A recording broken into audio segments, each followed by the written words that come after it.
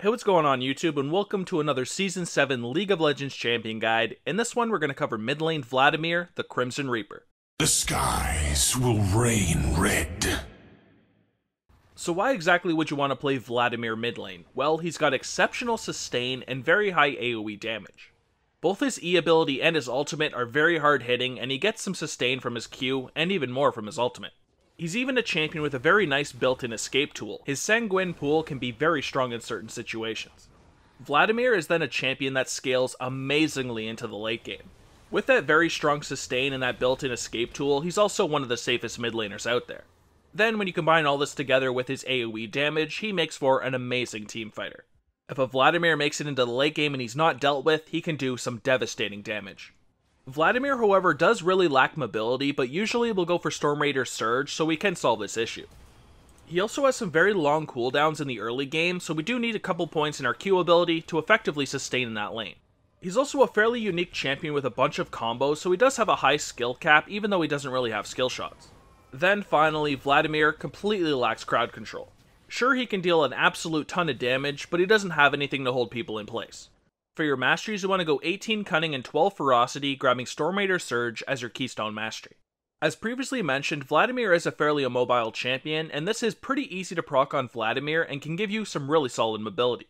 It can easily get you into the backline of a team fight where you are needed to do your AoE damage and be pretty devastating. For the rest of your Masteries, you're pretty much just trying to focus on increasing your damage as much as possible. Now, instead of Precision, you could go for 5% more CDR if you did feel like you needed that CDR instead, but usually I like to go for Precision just to have some extra magic penetration. For my runes, I like to go for Magic Penetration Reds, Scaling Health Yellows, Scaling Cooldown Reduction, and Magic Resist Blues, and either Ability Power Quints or Movement Speed Quints. Usually I'll only get 30% CDR from my actual items, so I do get the 6 Glyphs of Scaling Cooldown Reduction to get that extra 10%.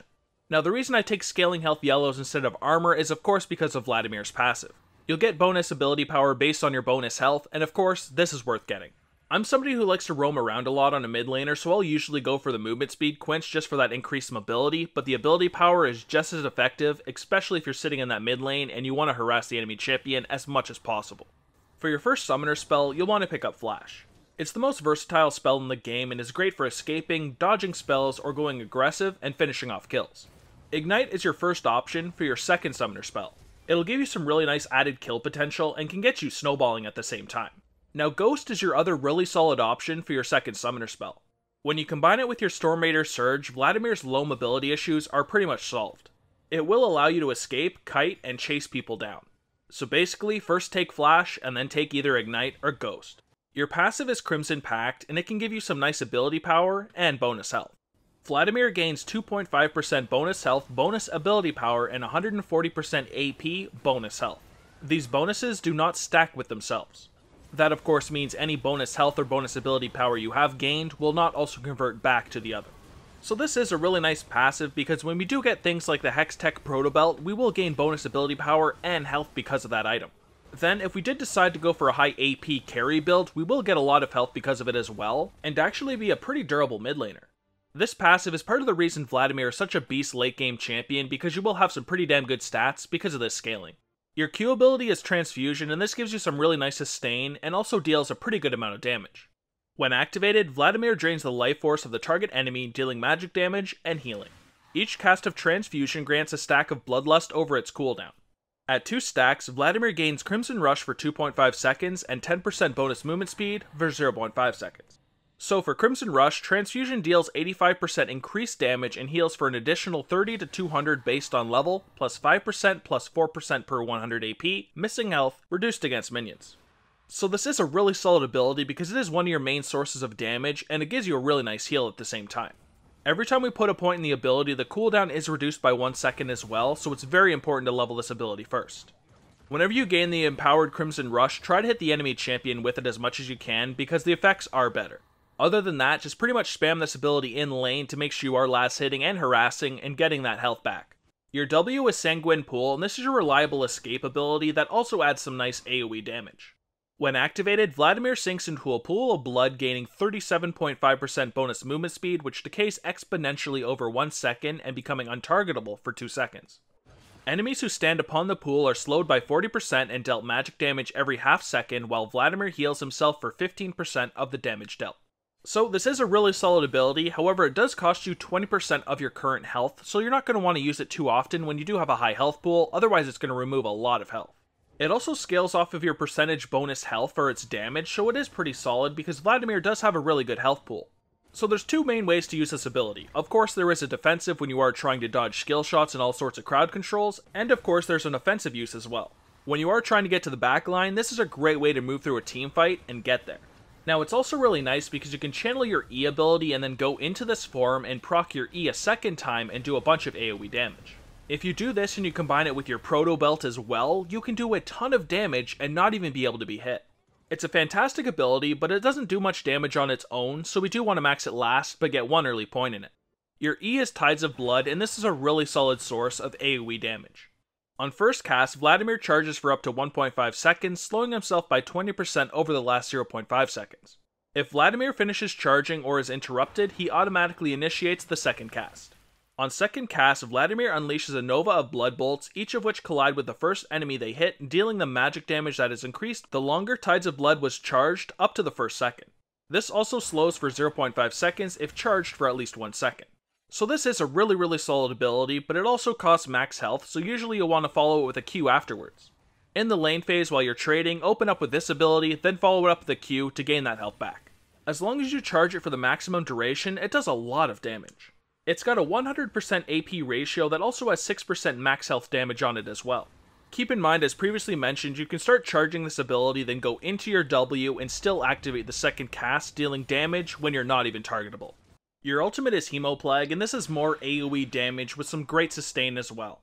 When activated, Vladimir infects all enemies in the target area with a virulent plague, increasing the damage they take from all sources by 10% for 4 seconds, after which all infected enemies take magic damage. Vladimir is healed per champion damage by the detonation, but the heal is reduced to 50% after the first. So this ultimate can be incredibly strong if you do manage to hit multiple targets with it. It does only have a 175 radius, so sometimes that can be pretty hard to pull off. But as long as you can hit multiple targets with this, it will have between a 450 and 1050 maximum heal plus 210% AP. That will basically refill your entire health pool.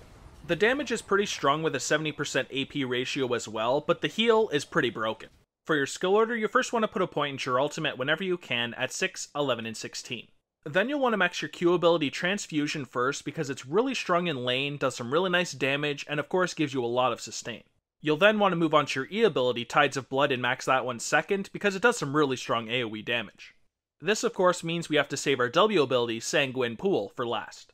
Just make sure you take 1 point in it at level 3 because it's a very solid defensive and it can allow you to do your E damage without taking any damage in return. The first combo here you'll want to use a lot during the lane phase and for insta-bursting people on lower health. Start by charging your E ability and when you're near them, detonate it and instantly follow up with your Q ability. This will do 2 sources of damage basically instantly, and any health you lost from the E ability will usually be gained back from your Q ability. Next here, if you want to quickly all-in somebody before you die, you'll want to start with your ultimate and instantly ignite them. Then start charging your E ability and go into Sanguine Pool. Once you've charged your E for at least 1 second, activate it a second time, and when you come out of Sanguine Pool, hit them with a Q ability. If you feel like you have enough time, you could also use another Q ability before you do go into Sanguine Pool, but in this case we had to get into Sanguine as soon as possible. For the next combo, we incorporate Flash and a Proto Belt. Start by channeling your E ability and then flash onto the enemy champion. Try to get your ultimate on them as quickly as possible and then blow up your E ability. Then quickly ignite them, hit them with your Proto Belt, and hit them with the Q ability. Then all you have to do is wait for them to die from your ultimate. Last here, we incorporate Azonias. Start by hitting as many enemies as possible with your ultimate, and then start channeling your E ability and go into Sanguine Pool. Activate your second E when ready, and also hit them with a Proto Belt. As soon as Sanguine Pool ends, quickly hit somebody with a Q, and then go into Zonias. Vladimir has a pretty weak early game, so you're going to have to play pretty passively early on until you get some points in your Transfusion. Try to harass and farm as much as you can with your Transfusion to also stay sustained through that lane phase. In most matchups, just play pretty passively and get as much farm as you can. You're a very strong late game champion and you will outscale the majority of mid laners out there, so focus on making it to the late game. Finally, you'll usually want to save your Sanguine Pool as an escape ability unless you know for certain that you will be able to grab a kill with it. Vladimir is a very strong team fighter. You'll want to try to hit as many people as possible with your Hemoplague. You'll then want to try to make your way into the middle of a team fight so you can deal a ton of AoE damage with your Tides of Blood.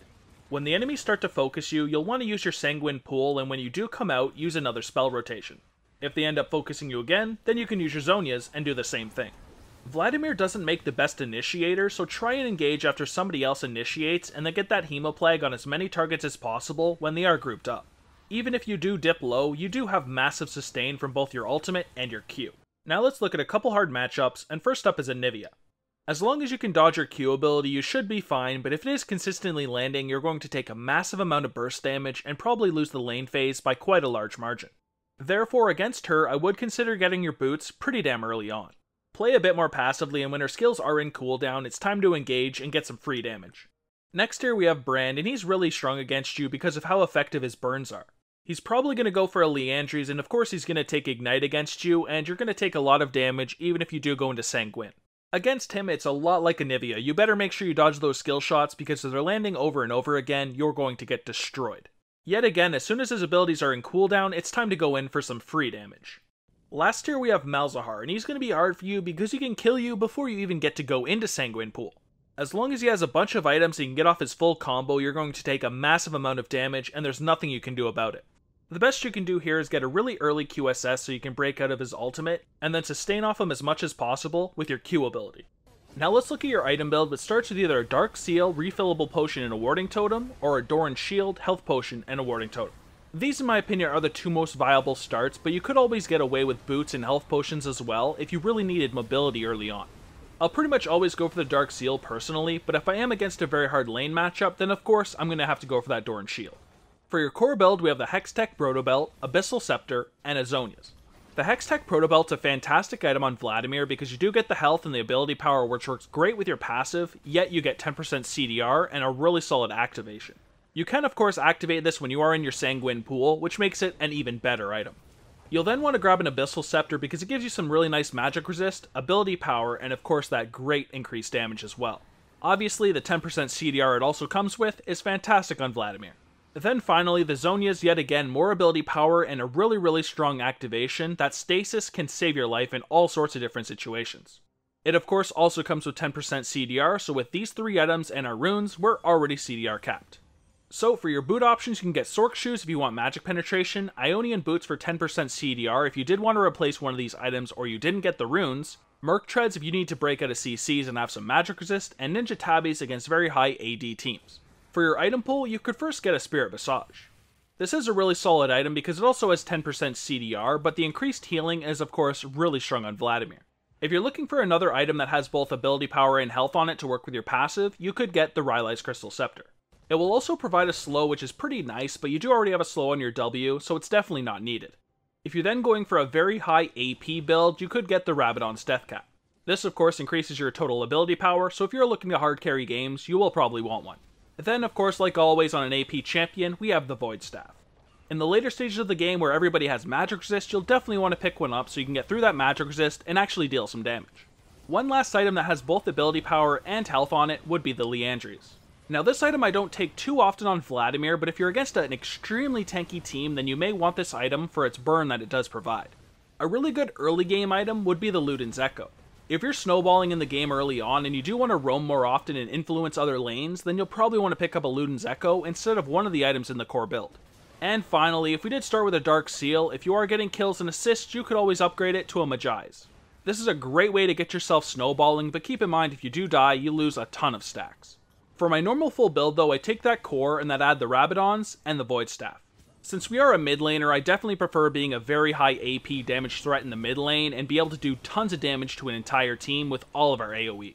But that, ladies and gentlemen, is everything I've got for mid lane Vlad in Season 7. Don't forget to check out the video description below for a link to all my social medias.